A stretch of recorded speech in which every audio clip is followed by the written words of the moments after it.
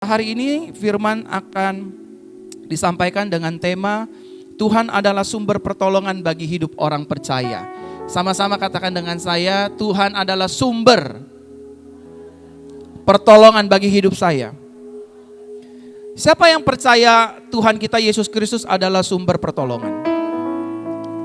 Angkat tangannya, gak boleh lemes. Saya percaya Bapak Ibu sudah makan nasi uduk. Ayo.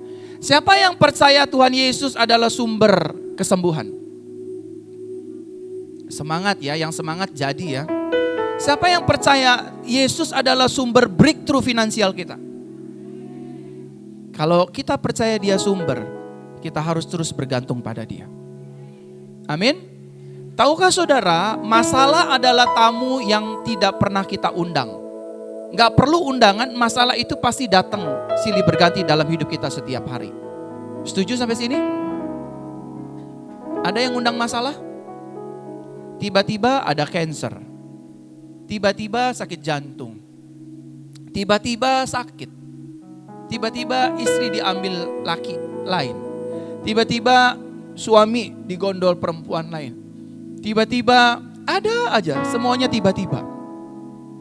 Nah saudara, setiap hari masalah mendatangi kita tanpa lelah. Tapi good newsnya, kabar baiknya, Tuhan juga menghampiri kita setiap hari tanpa lelah. Tepuk tangannya aja ragu-ragu saudara. Di gereja ini harus aktif meresponi setiap kebenaran dan kebaikan firman Tuhan. Amin. Saudara, ingatkan masalah, ingatkan diri saudara. Oke, masalah datang tanpa harus saya undang, tetapi Tuhan juga datang dalam hidupku setiap hari. Dia selalu ada bersamaku setiap hari. Masalah boleh ada, tetap Tuhan juga ada. Amin. Pergumulan ada, pertolongan Tuhan juga masih ada. Aku tidak pernah ditinggalkan Tuhan karena aku anak kesayangannya. Amin. Bapak Ibu, mari kita lihat kebenaran firman Tuhan. Ayat ini keren Bapak Ibu. Saya harus kutip ayat ini untuk kesekian kalinya. Mazmur 121 ayat 1 sampai 8. Nyanyian ziarah, aku melayangkan mataku ke gunung-gunung. Dari manakah akan datang pertolonganku? Ayat 2 Bapak Ibu sama-sama katakan dengan saya, baca 3, 2 ya.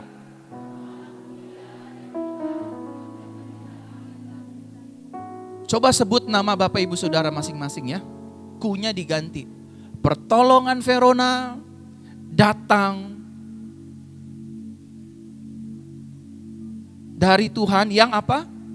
Yang menjadikan, sepakat Bapak Ibu? Ganti ya namanya, jangan pertolongan. Pertolongan Verona, saudara sebutkan nama saudara sendiri. Sambil baca itu. 3, 2, iya. Pertolongan Verona ialah dari Tuhan yang menjadikan langit dan bumi. Pasti ditolong.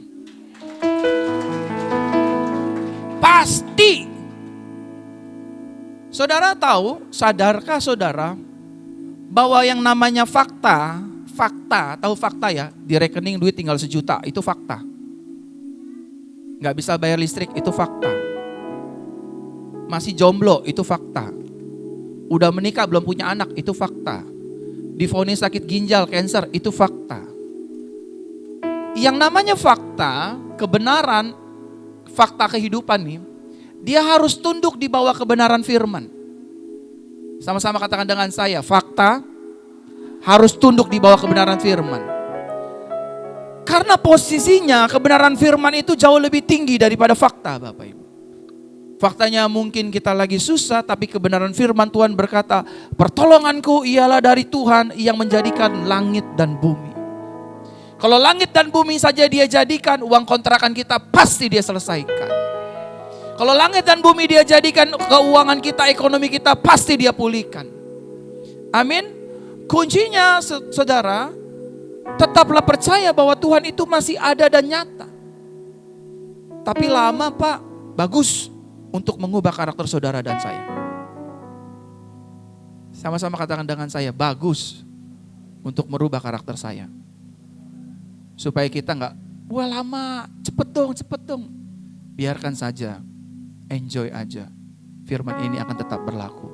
Saudara, kita mau percaya atau tidak percaya sama firman, firman ini akan tetap terjadi. Contoh, oleh bilurku kamu yang sakit menjadi sembuh. Banyak orang gak percaya, tapi firman ini tetap bekerja. Bilurnya menyembuhkan kita. Ayat yang ketiga, ia tidak akan membiarkan kakimu goyah. Sama-sama katakan dengan saya, kaki saya tidak akan goyah. Hanya karena masalah. Iman saya tidak akan goyah. Hanya karena pergumulan. Karena apa Bapak Ibu Saudara? Karena jelas penjagamu tidak akan terlelap. Artinya Bapak Ibu Saudara, ayat 4, sesungguhnya tidak terlelap dan tidak tertidur penjaga Israel. Tuhan itu selalu mendengar doamu dan doaku. Lemas. Amin. Tuhan itu tidak tertidur Bapak Ibu. Siapa saja orang yang menjahati saudara, Tuhan lihat loh dari sorga. Siapa saja orang yang memfitnah saudara dan saya, Tuhan melihat dari sorga. Siapa saja orang-orang yang suka ngomongin kita, Tuhan lihat dari sorga. Tuhan lihat usaha kita, Tuhan lihat dagangan kita, Tuhan lihat jerih lidah kita. Dia tidak terlelap karena dia menjaga kita Bapak Ibu Saudara. Keren sih. Sesungguhnya tidak terlelap dan tidak tertidur penjaga Israel. Dia gak pernah tidur Bapak Ibu. Tuhan tahu saudara lagi disakitin suami. Tuhan tahu kita lagi gak punya uang. Tuhan tahu kita lagi bergumul. Harus pindahan rumah dan lain sebagainya dan lain sebagainya. Percayalah, dia tidak tidur. Telinganya tidak kurang panjang untuk mendengar doa kita. Dia tidak lagi endohoi di atas sama rasul-rasul Bapak Ibu. Terus kita ya nangis sendiri. Kita susah, dia pernah susah 2000 tahun yang lalu. Amin Bapak Ibu. Nah saudara lihat ayat 5. Tuhanlah penjagamu, Tuhanlah naunganmu di sebelah tangan kananmu. Matahari tidak akan menyakiti engkau pada waktu siang, atau bulan pada waktu malam. Tuhan akan menjaga engkau terhadap segala kecelakaan. Sama-sama katakan dengan saya, Tuhan jaga hidup saya. Tuhan jaga keluarga saya. Tuhan menjaga rumah tangga saya. Tuhan menjaga keuangan saya. Tuhan menjaga pelayanan saya. Tuhan menjaga pekerjaan saya. Tuhan menjaga usaha saya. Amin. Kalau Tuhan yang jaga, aman gak Bapak Ibu? Aman gak?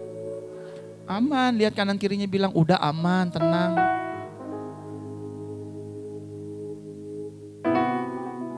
Bukan aman si Rait ya, bukan ya. Aman.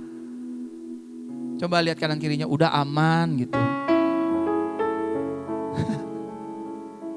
Mukanya gak aman sih ngomonginnya. Masih kenceng gitu loh.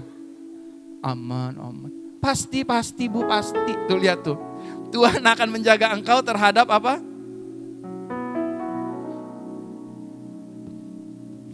Ia akan menjaga nyawamu. Amin. Bu, mana lebih penting nyawa atau bayar hutang? Dua-duanya penting sih Pak. Kalau nyawa aja kita dijagain Tuhan loh.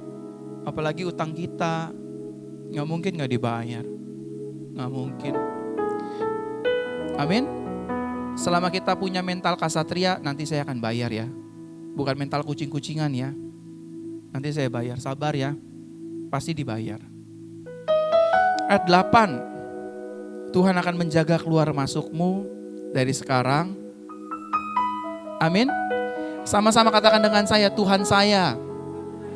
Bukan Tuhan yang mut-mutan. Benar gak Bapak Ibu? Itu kan janjinya. Saya akan menjaga keluar masukmu dari sekarang sampai selama-lamanya. Tuhan jaga saudara dan saya. Pak, warung saya ada yang jahatin. Biarin aja di urusan sama Tuhan.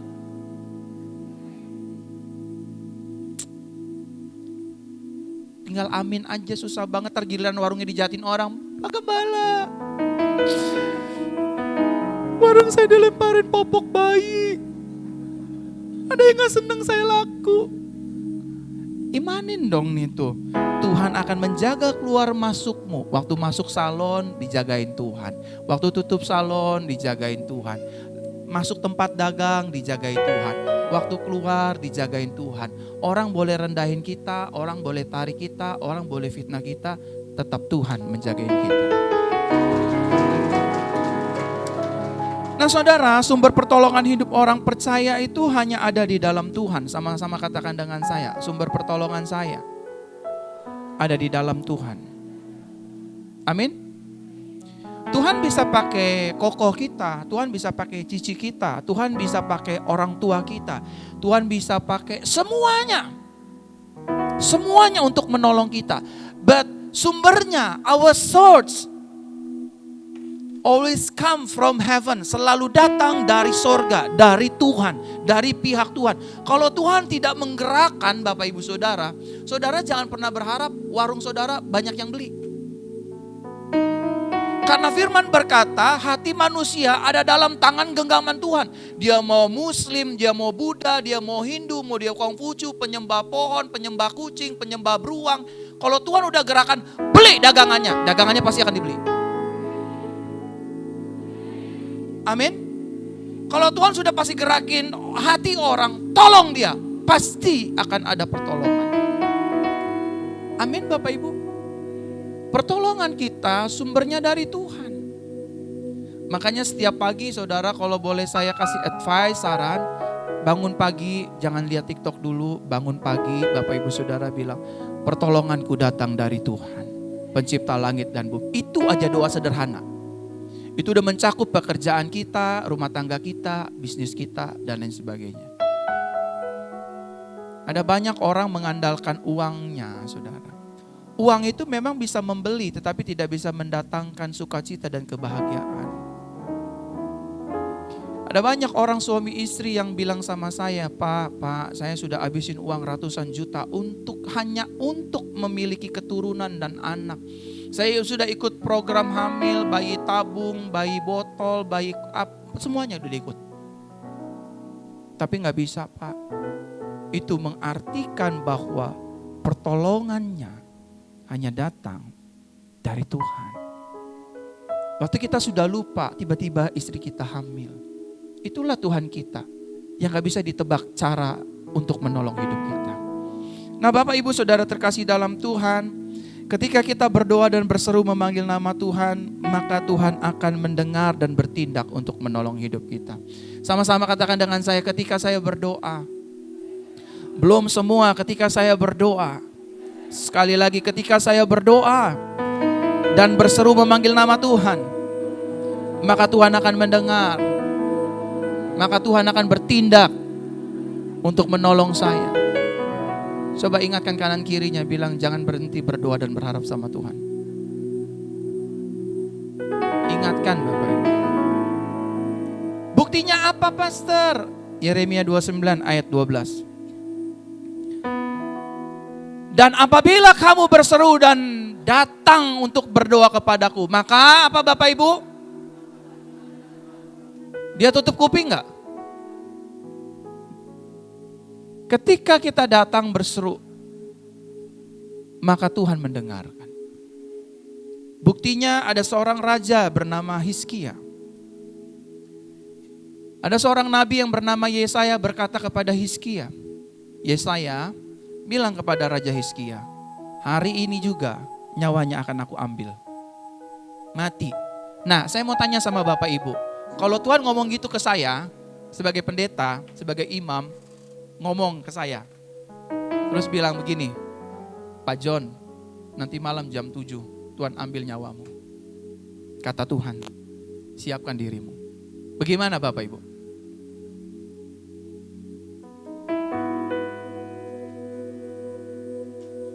Takut. Lalu dalam cerita ini Hizkia menangis Bapak Ibu Saudara dan berdoa kepada Tuhan. Dan berkata kepada Tuhan, Tuhan, bukankah aku sudah hidup benar, saleh di matamu? Dengarlah doaku Tuhan. Kasih aku nyawa baru. Kasih aku kesempatan untuk hidup. Dan saudara tahu, doa Hizkia didengar Tuhan. Bagaimana kalau Tuhan ngomong kepada saya dan saya harus sampaikan kepada Bapak Ibu Saudara, mulai hari ini usaha mereka akan bangkrut. Usaha jemaat yang di sebelah sini ini akan mengalami kebangkrutan. Gimana? Tidak akan ada lagi yang pembeli, tidak akan ada yang mau beli. Karena Tuhan sudah mengambil berkat itu. Bagaimana Bapak Ibu? Dalam cerita ini seperti itu.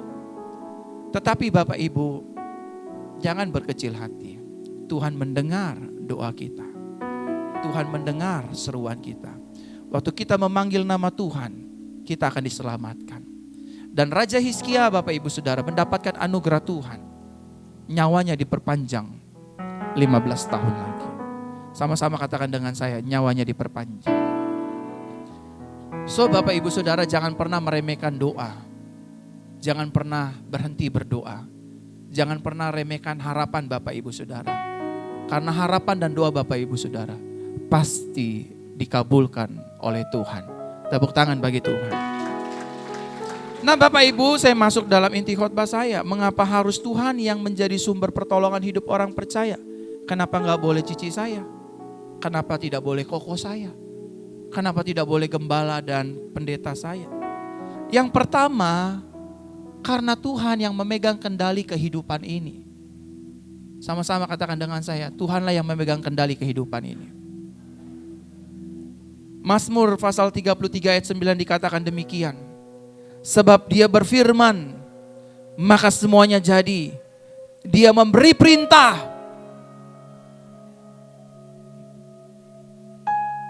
Orang bilang, Bet, lo bikin kaftan kebanyakan, siapa yang beli? Lihat Tuhan yang pegang kendali. Sebab Dia berfirman, maka semuanya jadi.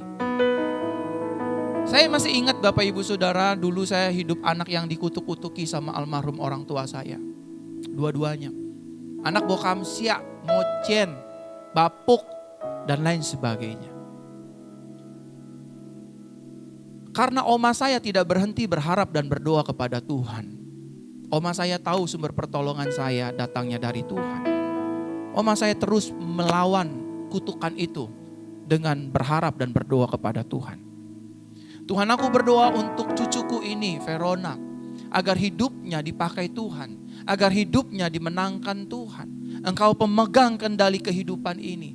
Orang tuanya mengabaikannya, mengutukinya dan lain sebagainya. Tapi kendali ada di dalam tangan Tuhan. Kita boleh dikutuki manusia, tapi Tuhan yang memberkati kita. Kita boleh disumpahi oleh manusia, tapi Tuhan yang mengangkat hidup kita, Bapak Ibu Saudara. Amin. Semua orang meragukan gereja ini, semua orang meragukan adanya gereja ini, tetapi kendali ada di dalam tangan Tuhan. Semua orang mungkin mengabaikan mimpi dan harapan Bapak Ibu Saudara yang besar. Semua orang mungkin mentertawakan cita-cita Bapak Ibu Saudara, tapi ujungnya kendali ada di dalam tangan Tuhan. Makanya oleh karena itu Bapak Ibu Saudara, jadikan Tuhan sebagai sumber pertolongan. Bagi mungkin sebagian banyak orang-orang yang terkena kanker stadium 1, 2, dan 3, mereka akan sepakat dengan dokter. Ya memang tidak ada pertolongan bagi orang tersebut. Betul Ibu Veronica? Susah untuk sembuh, gak mungkin, impossible. Saya mendengar satu statement dari seorang dokter Bapak Ibu Saudara. Kalau orang sudah kena kanker, kemungkinan sembuhnya itu tipis sekali. Ini dokter kenamaan Bapak Ibu Saudara. Kalau saya sebut saudara kenal, tapi karena etika saya tidak akan menyebutkannya. Orang yang terkena kanker tidak akan mungkin bisa disembuhkan.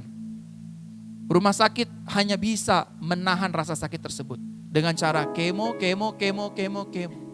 Tetapi saudara, firman Tuhan berkata dengan jelas, sebab Dia berfirman maka semuanya jadi. Dia memberi perintah maka semuanya ada. Yang pertama, karena Tuhan yang memegang kendali kehidupan kita. Amin. Saudara lagi ditagih hutang, bilang sama Tuhan, Tuhan yang pegang kendali. Tuhan pasti tolong saya. Saudara lagi mengalami masalah finansial, toko sepi, dagangan sepi, usaha sepi. Jangan salahkan keadaan. Tetap berkata, Tuhan yang pegang kendali. Pertolonganku datang dari Tuhan. Lihat suami gak berubah-berubah, jangan marah, jangan gugat cerai, jangan tinggalkan dia. Percaya sama Tuhan, Tuhan yang pegang kendali. Tuhan yang akan menolong kehidupanku. Amin Bapak Ibu Saudara. Dan yang kedua Bapak Ibu Saudara terkasih dalam Tuhan, mengapa harus Tuhan yang menjadi sumber pertolongan bagi hidup orang percaya? Yang kedua, karena hanya Tuhan yang mengerti dan mengenal hidup kita. Sama-sama katakan dengan saya, hanya Tuhan yang tahu hidup saya. Hanya Tuhan yang mengerti kehidupan saya. Mazmur pasal 33 ayat 13 sampai 15 dikatakan demikian. Tuhan memandang dari sorga. Ia melihat semua anak manusia. Lihat kanan kirinya, bilang, hidup lo dilihat Tuhan tuh. Benar gak Bapak Ibu? Tuh. Tuhan memandang apa Bapak Ibu? Dari sorga. Ia melihat apa? Termasuk saudara dan saya. Pergumulan saudara dan saya. Tuhan lihat, Tuhan tahu. Sakit saudara, Tuhan tahu. Tunggakan saudara, Tuhan tahu. Amin. Dari tempat kediamannya, ayat 14, ia menilik semua penduduk bumi. Dia yang membentuk hati mereka sekalian, yang memperhatikan segala. Kenapa kita harus menjadikan Tuhan sebagai sumber pertolongan kita, Bapak Ibu? Karena hanya Tuhan yang mengerti dan mengenal hidup kita. Saya kasih contoh. Buat sebagian orang yang punya hutang 1 juta, itu besar banget. Betul gak? Tuhan tolong, saya punya hutang 1 juta, bayarnya dari mana? Tapi buat sebagian orang yang biasa punya hutang 100 juta, akan bilang sama orang yang 1 juta, lo kok cengeng banget sih? Lebay amat, nangis sampai air mata, ingus keluar semuanya. Bener gak? Oke gini. Buat suami istri yang suaminya gak peduli jalan sama perempuan lain gitu. Istrinya sudah mendoakan dia. Nah, nangis, Tuhan, tolong Tuhan, tolong. Sampai nangis semua air keluar. Terus tiba-tiba ada seorang ibu, seorang istri yang bukan hanya suaminya main gila, tapi udah puluhan tahun. Dari awal nikah sampai usia 20 tahun pernikahannya, suaminya gak pernah pulang. Cengeng banget sih lo. Baru diselingkuhin gua 20 tahun, laki gua gak pernah pulang. Malam kedinginan, siang kepanasan, gak ada selimut, lo tahu gak? Ini mereka satu dengan yang lain gak saling mengerti, tapi Bapa kita di sorga mengerti setiap basah tetesan air mata. Tepuk tangan dong. Karena di mata Tuhan, yang kecil pun dihargai, masalah besar pun juga dihargai. Masalah kecil pun pasti ditolong, masalah besar pun juga akan ditolong.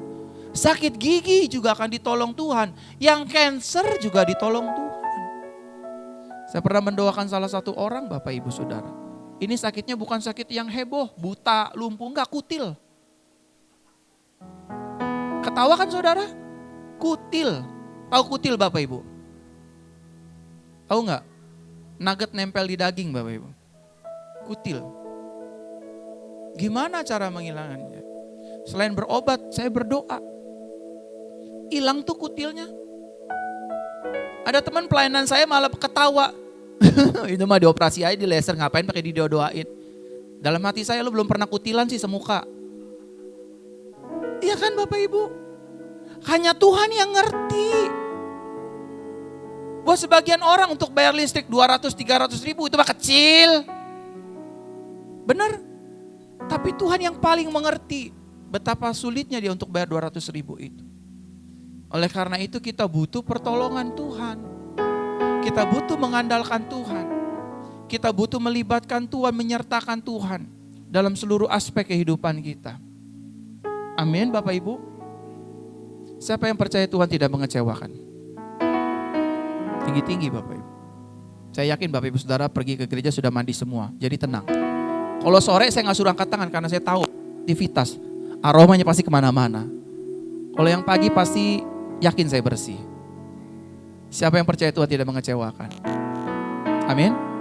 Taruh tangan kanan di dada seperti ini. Sama-sama katakan dengan saya. Tuhan tidak akan mengecewakanku.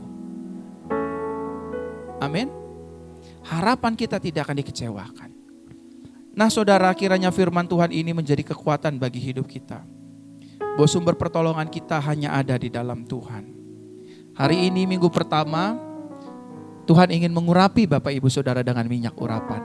Agar sepanjang 1 bulan ini, kita disertai dengan kemenangan, dengan keberhasilan, dengan kesuksesan yang datangnya dari Tuhan. Saudara, gereja ini adalah gereja mujizat. Sama-sama katakan dengan saya, gereja mujizat. Gereja yang selalu menyaksikan kasih Tuhan. Nah, hari ini sebelum kita menerima pengurapan dari Tuhan, ada anak Tuhan yang akan bersaksi bagaimana pengharapan dia di dalam Tuhan. tidak sia-sia. Saya undang Ibu untuk maju ke depan. Kita kasih tepuk tangan dong buat Tuhan. Saya akan kasih ruang di gereja ini Bapak Ibu Saudara untuk siapapun yang mengalami kebaikan Tuhan. Harus cerita di tempat ini. Harus ngomong. Karena kesaksian yang pertama mematahkan panah iblis. Yang kedua kesaksian mempermuliakan nama Tuhan. Ibu boleh perkenalkan dirinya dekat-dekat saya Bu. Iya, perkenalkan dirinya, boleh diceritakan ya. Shalom. Boleh diangkat tinggi up. Perkenalkan nama saya Ibu Yuni. Saya dari Cilengsi. Lumayan jauh ke sini. Tapi puji Tuhan Yesus. Setia tapi Ibu ya. Saya ada sebagaimana saya ada di sini semua karena anugerah Tuhan. Bisa menikmati hadirat Tuhan, kuasa Tuhan, mujizat Tuhan yang luar biasa. Saya mau Pakai punya saya Ibu. Saya mau mengucap syukur, terima kasih buat Bapak Gembala dan Bapak Ibu yang sudah menyediakan waktu buat saya untuk kesaksian. Saya mau bersaksi di waktu acara tutup tahun atau tahun baru waktu itu, Bapak Gembala menyediakan waktu untuk berdoa, mengurapi dan meminta. Kata Bapak Gembala, silahkan minta kepada Tuhan. Jangan salah meminta ya, katanya begitu kan. Kemudian saya waktu itu hadir dengan anak saya, ada 3 anak saya, yang paling besar sudah bekerja. Kemudian dia bekerjanya saya kurang serak ya, karena dia bagian collection. Saya minta sama Tuhan, Tuhan tolong, saya ingin anak saya jangan di collection lagi gitu. Kata anak saya, mah kalau udah di collection susah mah, pasti nanti hubungannya dengan collection lagi gitu. Dan di situ di saat Bapak Gembala bilang berdoa minta apa yang kalian inginkan dari Tuhan untuk Tuhan berikan pada kado tahun baru ini. Gitu.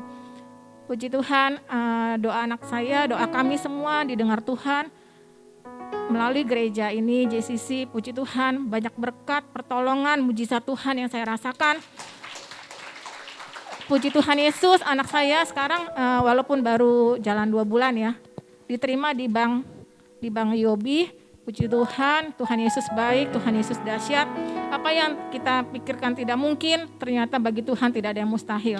Tepuk tangan buat Tuhan. Selain itu saya juga mau kesaksian sedikit mengenai kesehatan ya. Puji Tuhan banget, saya juga setelah di sini, waktu itu saya ada sakit, HNP servikal ya. Apa tuh Bu? Saraf kejepit di leher. Oh iya. Nah itu puji Tuhan, saya harus minum obat nyeri gitu.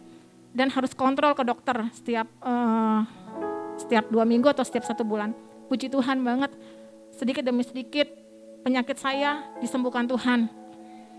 Saya nggak minum obat nyeri lagi, saya percaya Tuhan pasti menyempurnakan kesembuhan ini. Dan kemarin juga saya didoakan Pastor Firana, saya memang udah lumayan ya, udah berumur 50-an. Jadi mungkin udah ada sakit-sakit yang menua lah ya gitu. Kemudian perut saya sakit, saya minta Bapak Gembala doakan juga sama kaki saya. Susah jalan kemarin. Puji Tuhan, dokter bilang ini nggak ada apa-apa gitu, tapi kok sakit gitu. Setelah Bapak Gembala doakan, puji Tuhan Yesus baik, Tuhan Yesus mendengar setiap doa-doa kita. Tuhan Yesus tidak pernah menolak doa-doa anak-anak yang berharap kepada Tuhan. Tuhan Yesus tidak mengecewakan, Tuhan Yesus tidak mempermalukan. Saya mengucap syukur buat saya boleh ada di sini beribadah bersama Bapak Ibu Saudara semuanya di JCC ini. Berkat Tuhan luar biasa. Terima kasih. Kita tepuk tangan dulu buat Tuhan. Angkat tangan kanan kita Bapak Ibu. Bu, ini mau doa dulu buat Ibu. Angkat tangannya semua.